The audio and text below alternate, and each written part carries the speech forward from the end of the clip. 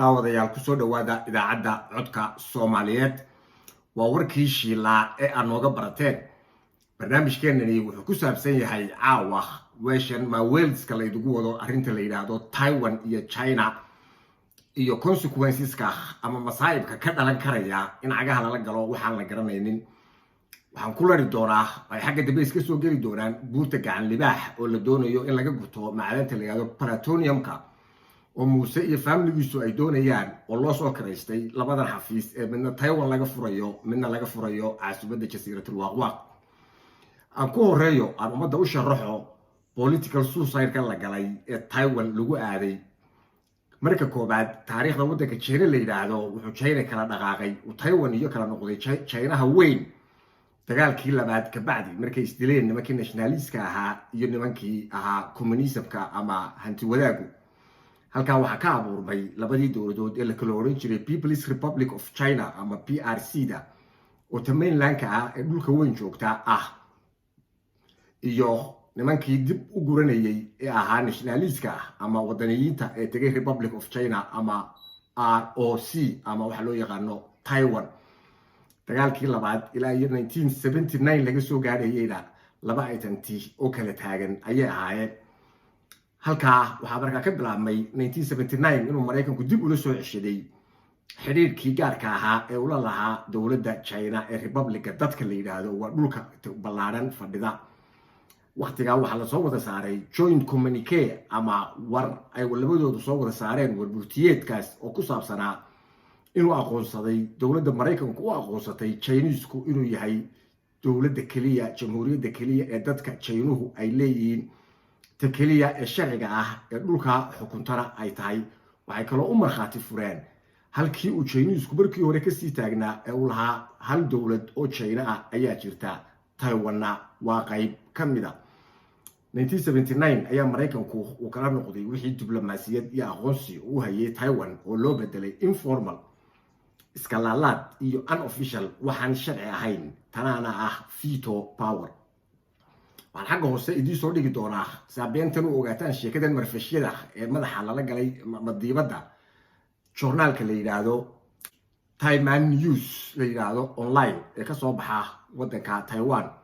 oo qoraya sheekadan inay tahay sheeka marfash markii xafiisyada la kala furanayay baayac mushtarka ah ee lacagta lagu doonayo family-ga lacagta ku doonayaana laga reebay in lagu qoro Republic of China taa macnaheedu waxa weeye aniga oo qol u ka karaysta inta aan tago meel kale oo Jasiiratul Waaqwaaq ninkii meesha ahaa oo hadlayay kooxdan heegada Faraton ee meesha la soo fadhiisay waska nin miskiin ah oo waxba isaga oran mayno laakiin dadkii ka dhaxadlayay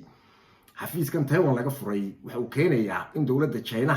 ay ku kiciso xasaasiyad badan oo aan laga taabanin oo xitaa dowladda Mareykanka iyo European Union ku toona aanay taaban kareenin boogta China leeyahay arrimaha nasiib darrada ah waxa meesha ka mid ahayd oo uu lahaa ninka ay markaasi soo lugooyeen dowladda China waan ka qaranay oo muddo aan hawlahan wadnay niman waxogeyn ilaahay macdaabo China waa dowladda mukhaabaraadada ugu xoogga weyn ee adduunka mid ka mid ah heega ayaaba wax ka qarinaysa safiir heega ah waa loo magacaabay oo arinta ka shaqeeyay nimanka dilaalinta waa xafiis dilaalisa oo la rabo in lagu dilaalo macdanta gacan libaax ku jirta wax kale oo loo socda ma jirto ma ogeyn buu dowladda China waa nasiib darro arintani waa political suicide ama waxa weeyaan laxdu kana abaar moog ama waxa weeye orgi madaxa la galay baaquli marba meel ku dhufanaya waxa la yiraahdaa kuwa crime baa la yiraahdaa ama mustanqac siyaasi waxa weeye Bolsonaro ama bulaacad ay heego kula dhacday siyaasadii ay doonaysay dadka gudaha jooga ma weeradii lagu hayn jiray in lagu sii wado oo la yiraahdo caalam baa ina aqoonsanaya waddan isagu 1979 ilaa maanta cidlada aragtaan fadhiya waynu ladnayd intaynu cadaloolka ku ciyaarayeen heegadu Ariel Ganakari iyo meelaha inoo dhow iyo maqaam sare iyo EU-da iyo AU-da iyo imika waxay faraha la galeen super power-kii in la murmo laba dal oo hal meel looga taliya ma jiro Hong Kong-na waa ogtiin oo dib ayaa China loogu celiyay tan lafteedana horeyso iyo dambayso kay noqotaba waa lagu celin doonaa political suicide kan ay nimanka imika cagaha la galeen waxa idiga muuqataa nin baa jiray beri masaajid ku xaaray markaas lagu warkada masaajidka ilaahay nacdalku guridi meedaa inuu beedkii ilaahay maxad xaarka ula soo doonatay wallahi inaan uga dari doono oo maxad yeeli baa leeyay budbu soo qaato xaarkii ku jiiday masaajidkii oo dhan ku wada firdhiyay siyaasadii marfishka iyo beenta ee gudaha loo sheegayay nimankaasi waxay isku firdhiyeen siyaasad aanay kasoo bixi karaynin ay mustanqac ka dhaceen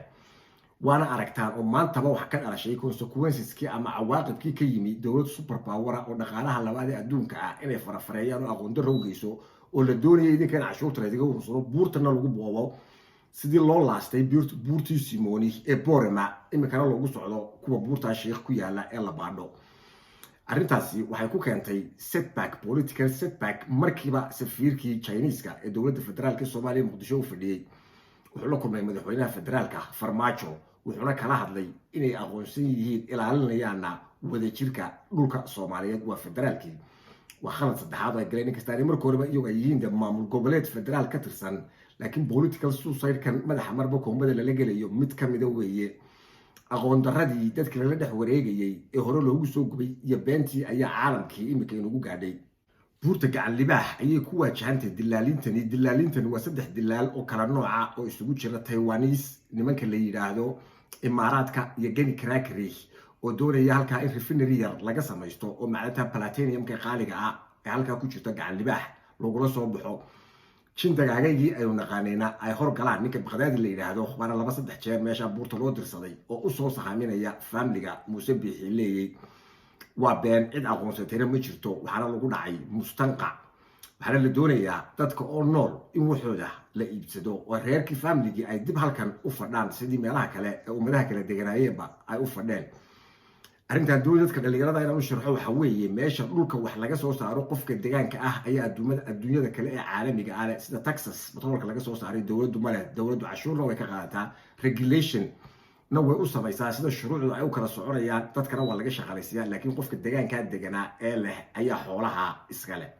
arrintani waxay dhashay in dowladda China xiriirkii fogaa ay la lahayd Soomaaliya ay soo dedejiyeen ama dowladda federaalka dowladda China waddan badan kale geeska Afrika sida ay Djibouti ay u joogaan Kenya ay dhaqaalaha badan u gashteen Nigeria dowladda Ethiopia ee naga dambaysa intaba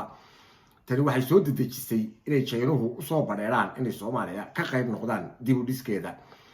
sida la idugu sheegay ninka afhayeenka ay ka soo dhigteen miskiinka meesha soo taageen ee Faraton wuxuu idii sheegay in jamhuuriyadda Shiinaha ee Taiwan wasiilo hadalkiisa u yiri ee jamhuuriyadda dimuqraadiga ee Jasiiratul Waqwaq ama Heegalanku ay kala saxeexdeen xiriir diblomaasiya oo wax walba oo conventional ah buuxinaya inta midna kama jirto hoostaana idii soo dhigaya waxay joornaalada caalamku ka qoreen inay tahay sheeka marfish la isku buuxinayay waxa meesha marayana ay tahay un dalaalis la doonayo in lagu dalaalo macdanta dhulka hoostiisa ku jirta maadaama hore loo soo laastay wixii dhulka korkiisa yaalay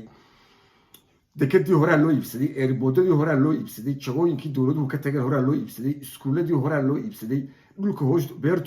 buurtiisii moodi hore ayaa loo laastay